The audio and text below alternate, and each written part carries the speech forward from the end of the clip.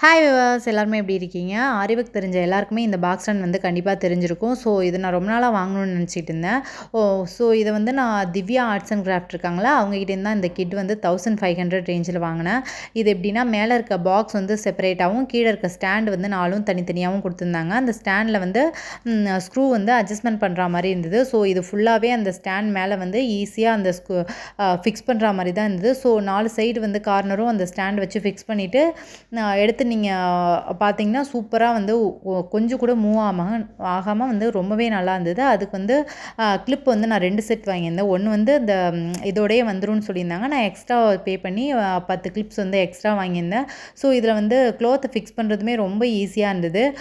So எந்த விதத்துலையுமே வந்து cloth வந்து டேமேஜ் ஆகாத ரொம்பவே நல்லா இருந்தது. பேக் சைட்லாம் சூப்பராக வந்து ஒர்க் பண்ணலாம் நம்ம. ஸோ இந்த ஸ்டாண்டும் எனக்கு ரொம்ப பிடிச்சிருக்கு. இதில் எப்போ ஒர்க் பண்ணணும்னு ரொம்ப எக்ஸைட்டடாக இருக்கேன். நெக்ஸ்ட் வீடியோவில் மீட் பண்ணுறேன். பாய்.